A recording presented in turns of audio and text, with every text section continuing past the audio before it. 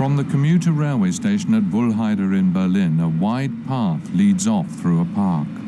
Ostend is a city district that used to be in the former East Germany. There are various names in this part of Berlin which reflect this fact, the first being the Ostendgestell. Then the name of a street in the middle of the large industrial zone in Oberschöneweide. And further on the other side of the river, near another commuter railway station, a short part of a street.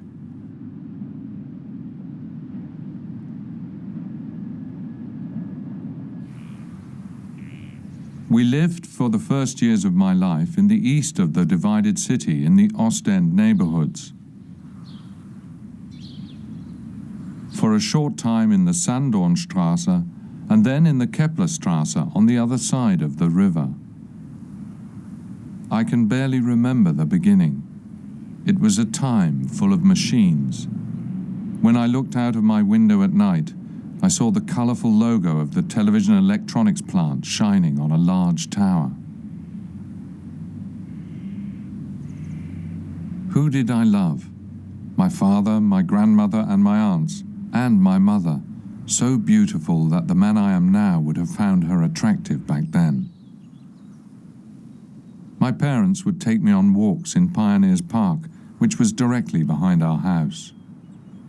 Only the places are still there, but they have changed. The Pioneers Palace is now a recreation center where pupils of the Berlin Academy of Music practice.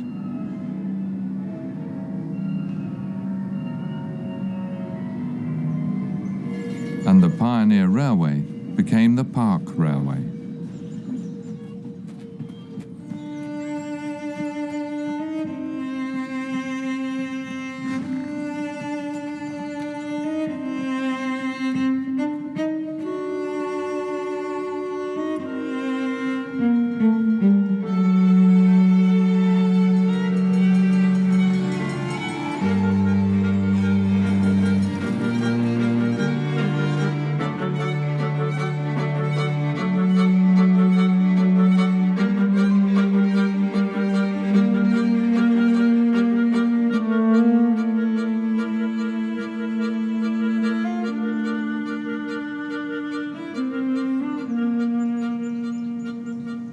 The Ostendgestell used to be a forest path.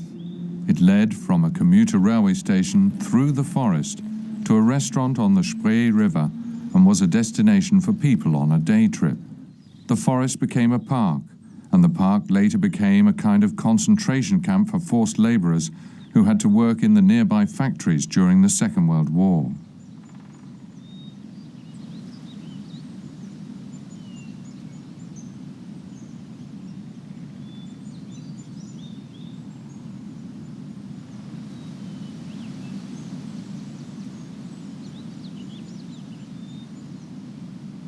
Six years after the war, the camp became a park again, Pioneer Park Ernst Thälmann.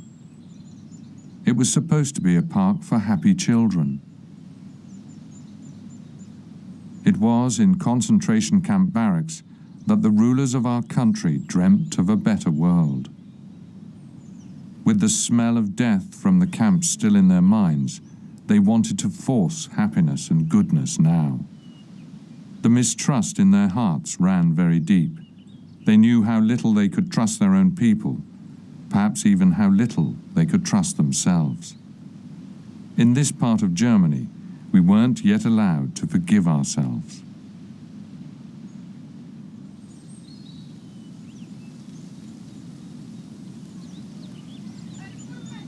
Once again, children wore uniforms, those of the pioneers, and sang songs. But the songs' meanings and their notion of happiness disappeared for the children.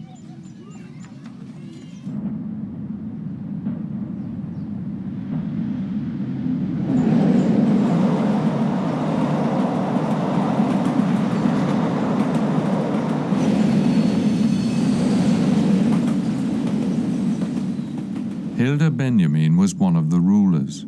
She was a judge and the East German justice minister. Many referred to her as Red Hilda or Bloody Hilda. She issued one verdict after another through tightly pressed lips.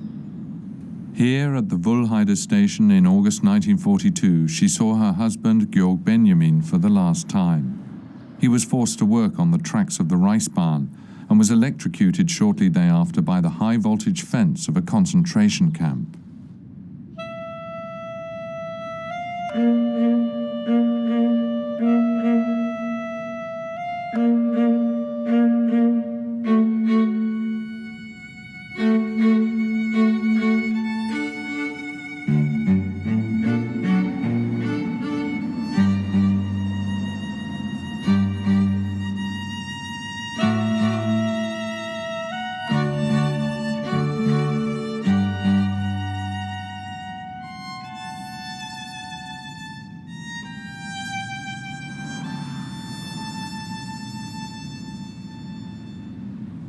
The Ostendstrasse is full of industrial buildings.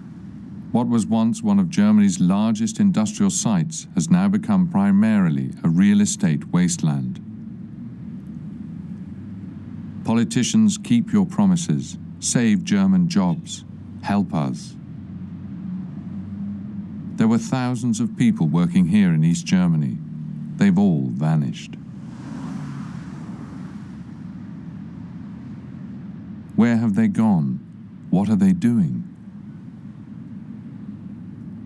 At that time, workers were supposed to be the ruling class. Flags fluttered in the wind when it was time to celebrate anniversaries.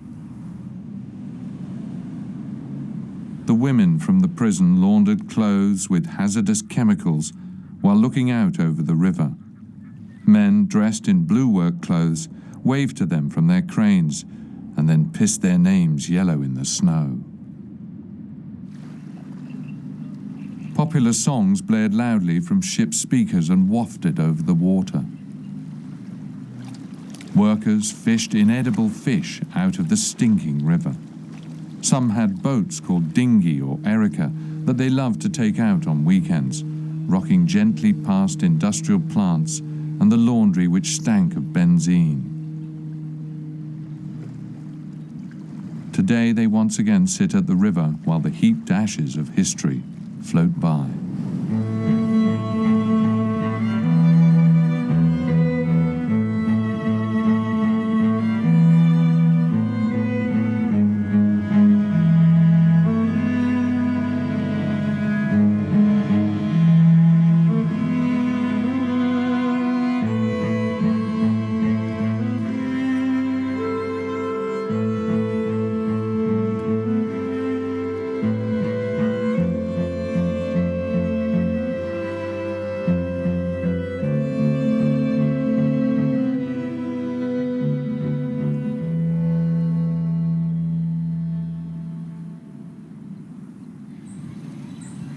The summer before the wall came down was warm, desperate, 8 weeks long.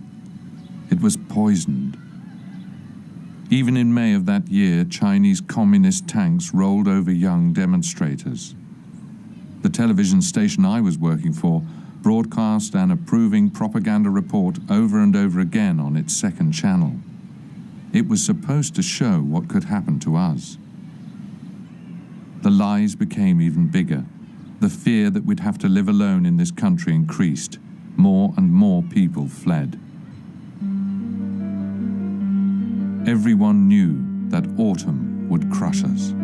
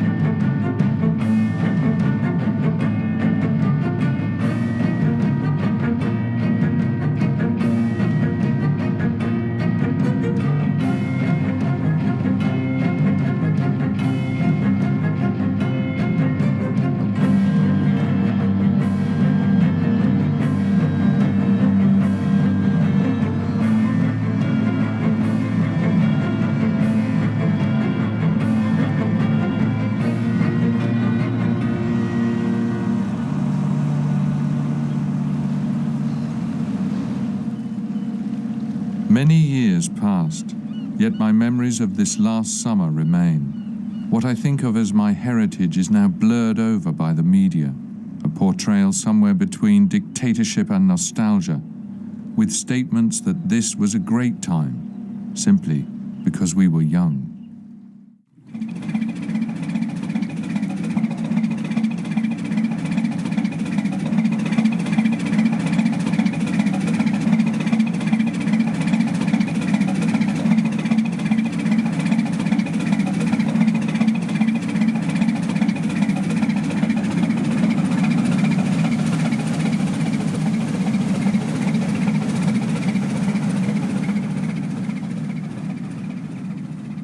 That year, autumn was cold and the fog heavy. Very quickly, the unthinkable happened. The city unified. The system into which I had been born collapsed. Hilda Benjamin died in April, before the autumn that the wall came down. The judge would not live to see that she had sentenced people to prison or execution in utter vain. The end no longer justified the means. They were now just plain wrong.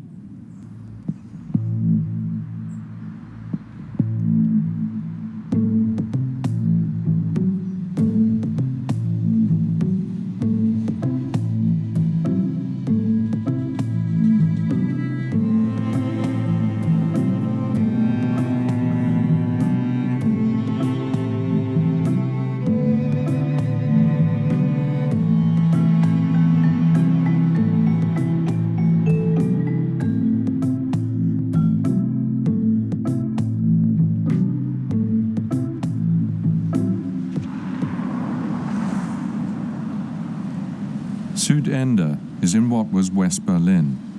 At first, it was an exclusive suburb of the growing city at the edge of a railway line. It was later incorporated into the city. Well-to-do people lived here. Südende is still primarily a residential area. There are blocks of flats and terraced houses. But the detached house is most common. These houses have rooms for sleeping, living, eating and washing. It is surrounded by green, lawns with trees and shrubs, which you can look out to from inside, providing beauty and nearby recreation. In summer they sit on the terrace and eat strawberry cake made from fruit they have picked themselves, or they fire up the barbecue. Fences and hedges keep the outside world at bay. Most important is that they protect the view and create an idyllic escape from the world. There is a hill at the edge of Südende. The city of Berlin was a heap of rubble at the end of the Second World War. The rubble of the bombed houses that could not be used was piled up here. This is how many of the hills of the city came to be. They have names like Mont Clamott or Teufelsberg. This hill is called Insulana. Within these hills, the tombs of countless buildings, the legacy of the war slumbers. Now on top of these piles of rocks, there is a toboggan run and the domes of the observatory and the planetarium.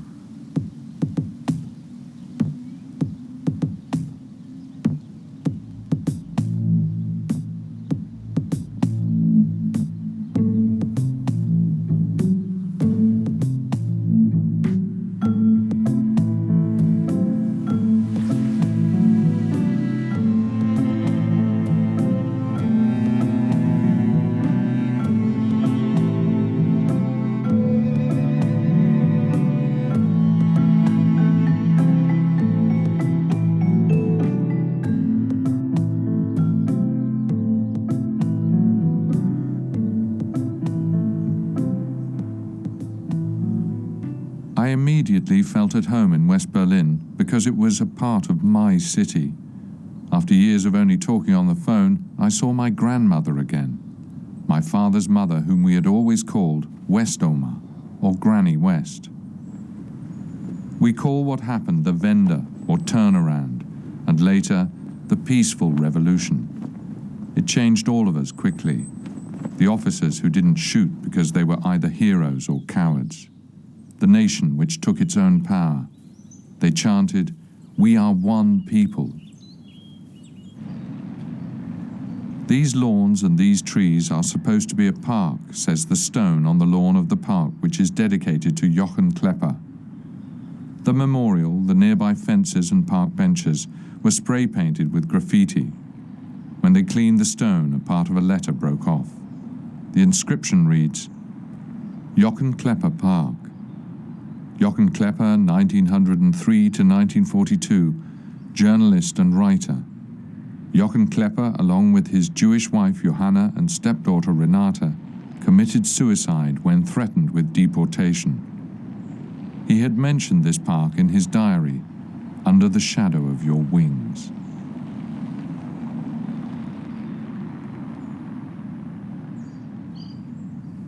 Jochen Klepper's house in the Karlstrasse was a tragic idyll for him.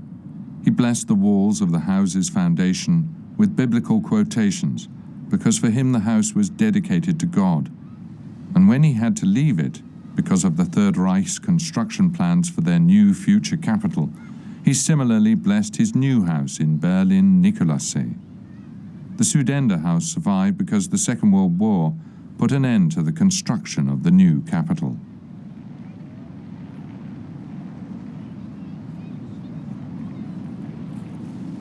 Just behind the park and house there was the public pool, which the daughters of the Jewish Klepper family were no longer allowed to enter from 1935.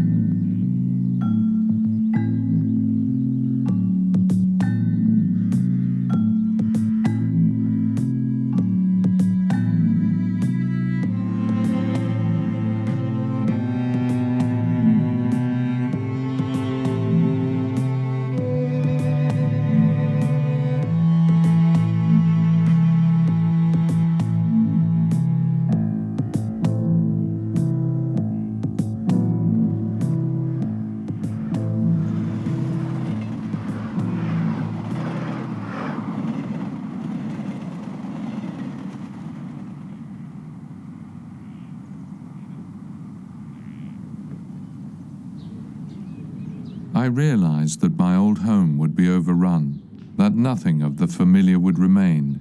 It was inevitable, it was good, and yet I was still full of mourning, full of fear. The force behind everything was a different one now. With our roots cut, we were adrift in a new world. I didn't know then what was hidden behind the windows of the houses. What was supposed to transform these people into one nation, I still don't know today.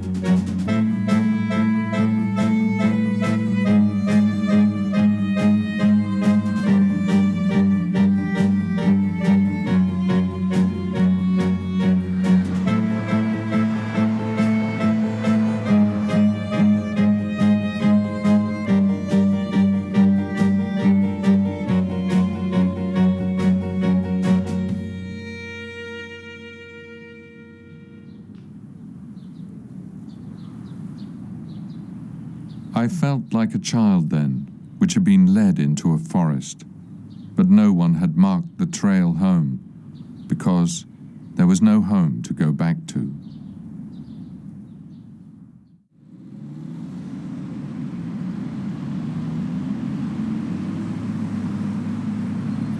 West End, this is now, with my ever-fading dream and the ever-approaching nightmare. Even if there is no war or violence to destroy us, how can I forget that we'll soon lose everything? That we dissolve into nothingness, that we are deserted by life. Even the greatest happiness will disappear. How can I manage to forget the fear and suffering around me?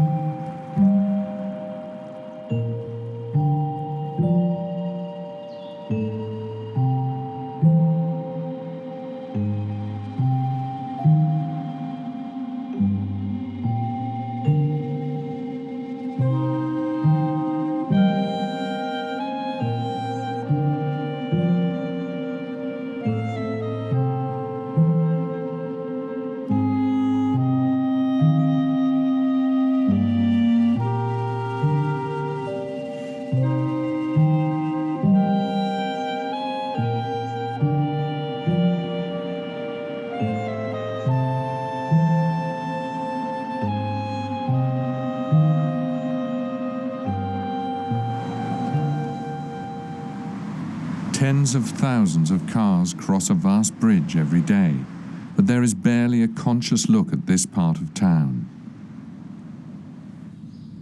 Almost none of the visitors to the Charlottenburg Palace and Gardens lose their way and end up in this area.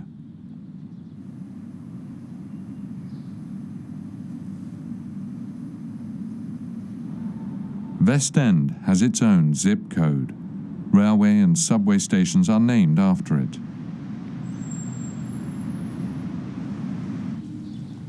West End is divided into two parts.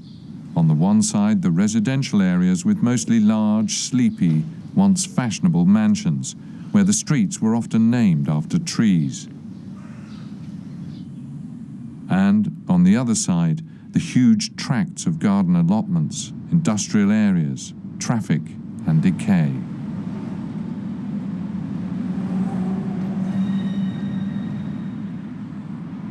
There were fields here in the past, which became cemeteries at the edge of the city.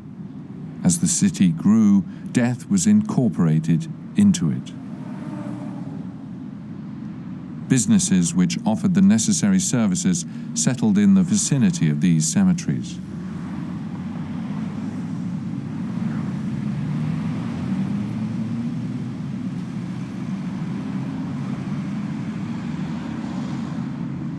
Not far from the Charlottenburg West End water tower, my father's parents roomed in this street after they had moved from the east part of Berlin to West Berlin in 1953.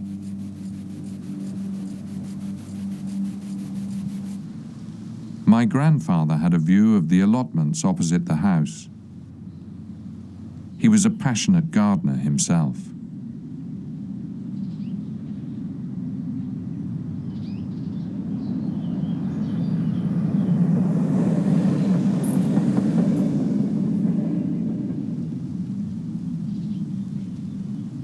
The allotments opposite his house were from the time of the German Kaiser. The allotments survived 2 wars and now invoke their further survival to an American Liberty Bell that hangs in one of Berlin's town halls. We believe in the usefulness of each and every garden. We believe that every individual has the right to leisure and recreation. We vow to resist any attack wherever it may occur.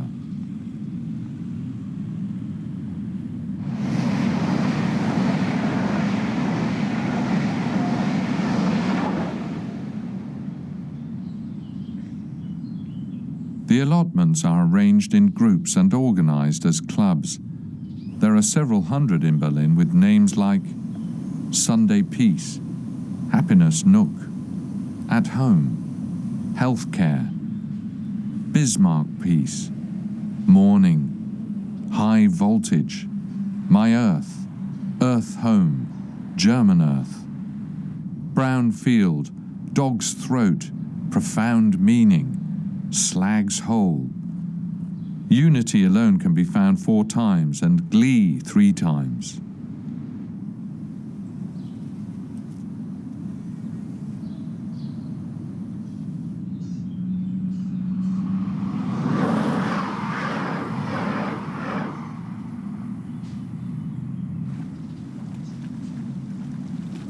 The Spree, the same river as in the eastern end of the city. The same waste flows down the river, which flows behind the power plant into the Havel River.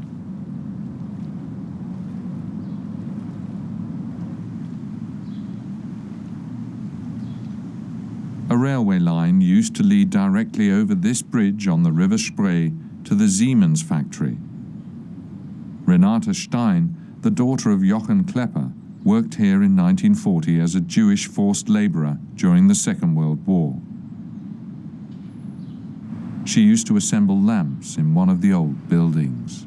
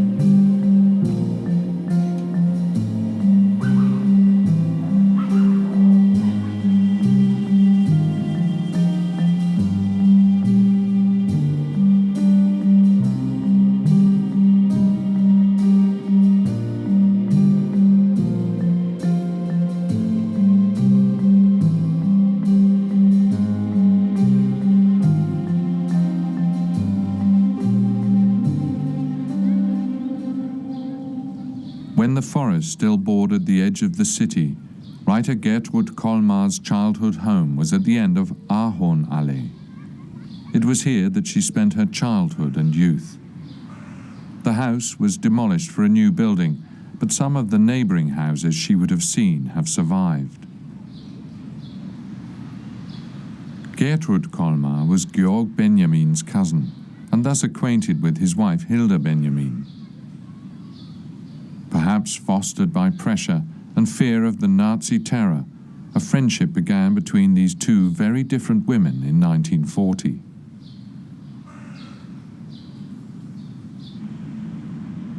Prior to her deportation, Gertrud Kolmar entrusted a packet of manuscripts to Hilda Benjamin. She hid it and only opened it after she finished serving as Justice Minister.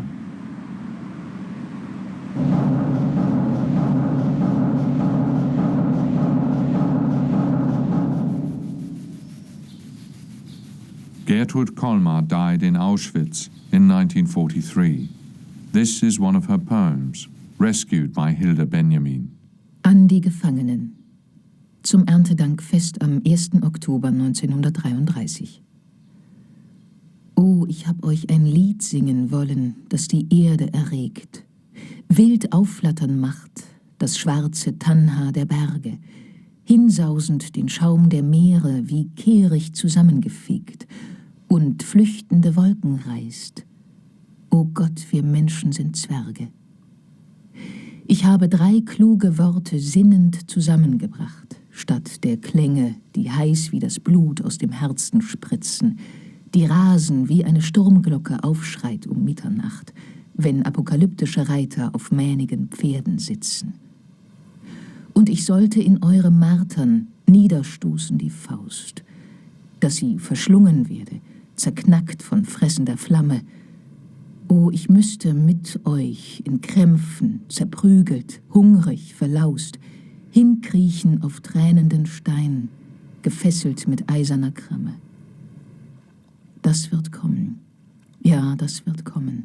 Irret euch nicht. Denn da dieses Blatt sie finden, werden sie mich ergreifen. Herr, gib, dass ich wachstelle mich deinem heiligen großen Gericht. Dann, wenn sie an blutenden Schopf durch die finsteren Löcher mich schleifen. Du 17-jähriges Mädchen, dem sie die Locken zerfetzt, du junger, armer Mensch, dem sie grausam die Rippen brechen, verzweifeln will ich, will aufweinen, elend verletzt, und singen dem Vogel gleich, dem Nadeln das Auge stechen. Was ist das Leben? Ein Dung drauf weiße Narzissen erblühen. Was soll der Leib? Er war schön, doch bald muss er enden.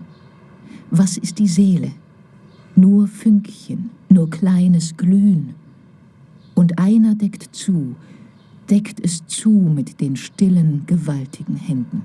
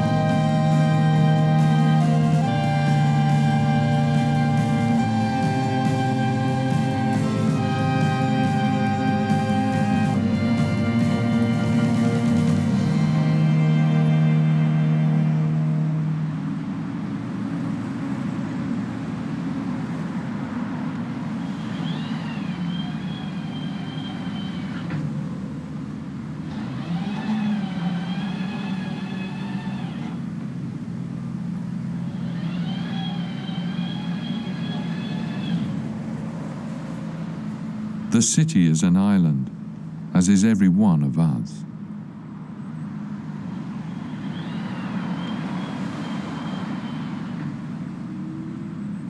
At the city's edge, the Sea of Time's refuse drifts. Nobody notices me here. I can drown in time here.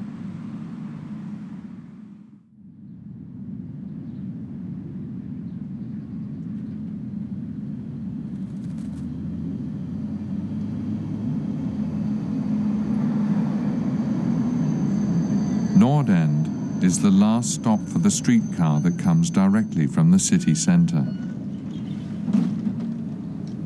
In Berlin-Mitte, where the streetcar comes from, a street has been named after Gertrud Kolmar, near the Holocaust Memorial.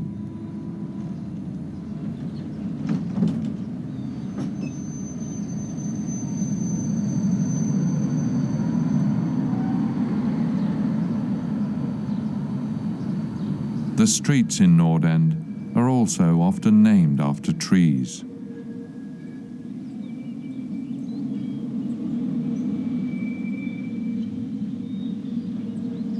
On the streetcar route shortly before Northrend, there is a palace and park. Next to them, a circular road, the Mayakovsky Ring. This was the first East German government headquarters and residence of the politicians, cordoned off and guarded by policemen. The security personnel's garages were already in disrepair during the East German era, the politicians having moved on to Wandlitz. Yet, Hilda Benjamin remained behind and continued to live here. She felt the decreasing strength of her body and the increasing weakness of the ideals for which she had sacrificed herself and everything else. In the end, she and her actions would be regarded as indefensible.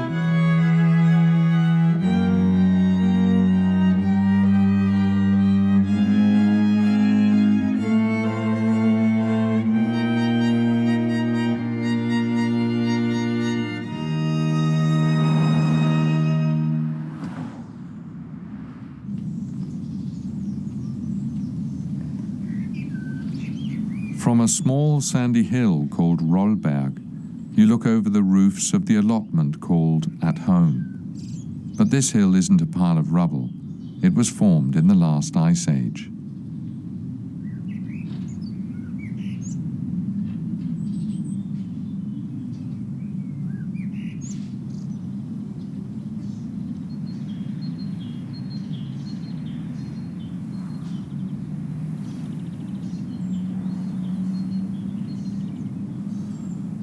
This former industrial railway was connected to the main railway network by reversing loops. These are the same steel rails that led to the concentration camps where the chimneys will never stop smoking for the survivors, while for others they were never seen at all.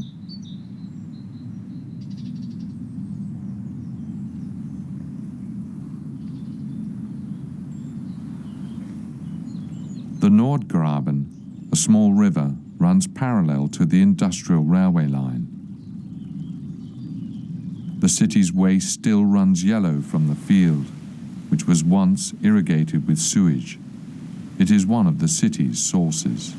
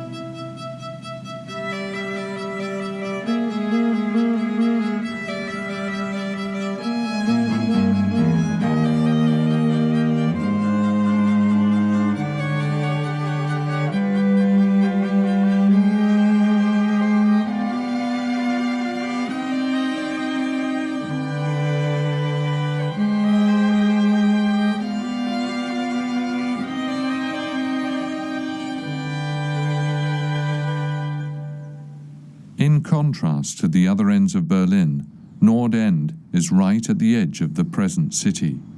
Behind the industrial railway line and Nordgraben, there is a view through Preiselbeerweg, Cranberry Way, to a field.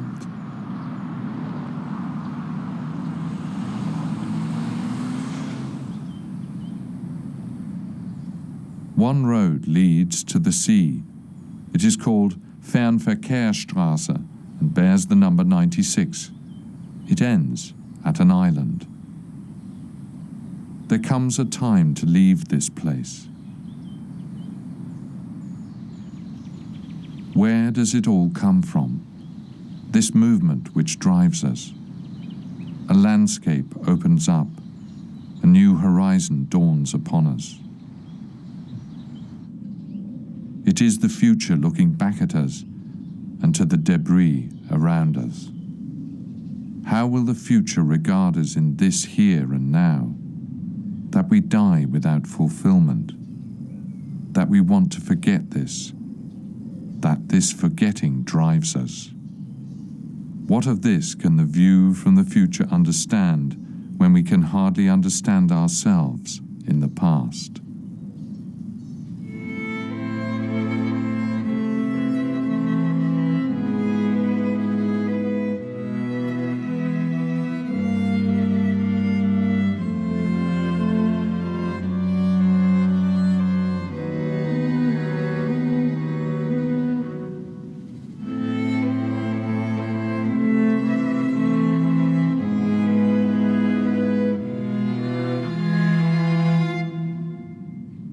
Letter of a child from the future. How, Father, do I come to ask you these questions? You put me into this place and time. Now you think about me, and I about you. I hear you breathing next to me, and yet I know someday you'll abandon me. Why are you so tired? Why do you no longer look at me? What does your love mean if eventually I have to free myself from it? Then I am all alone.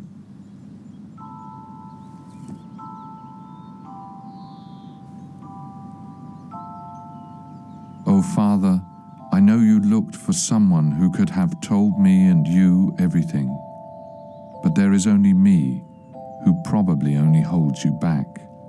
My babbling enrages you.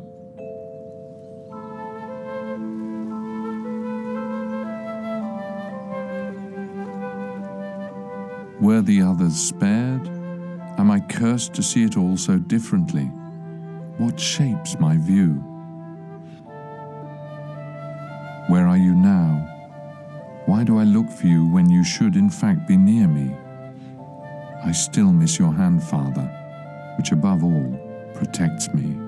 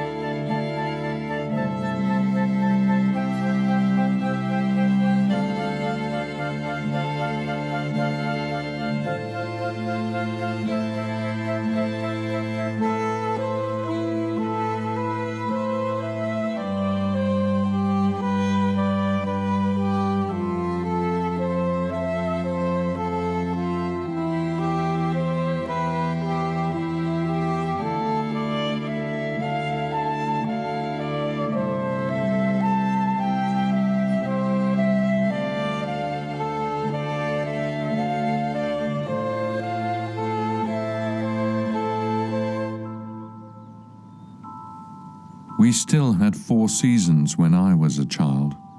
Winter was cold and there was snow on the ground. Spring was green and trees began to bloom. Summer was hot and we could go swimming. Autumn was windy and the leaves would begin to fall.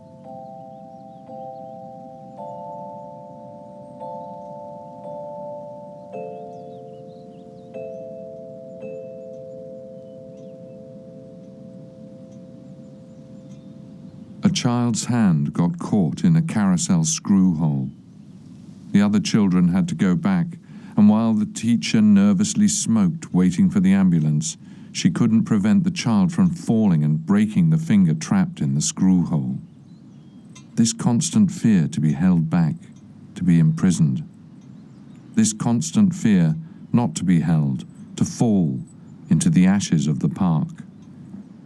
These fears have tormented the child all his life, the instrument it can now no longer play. But in his dreams, it is sometimes very different. In them, the child is able to break free from the grip which holds him so tightly, even if in this process a piece of him breaks off. The child walked all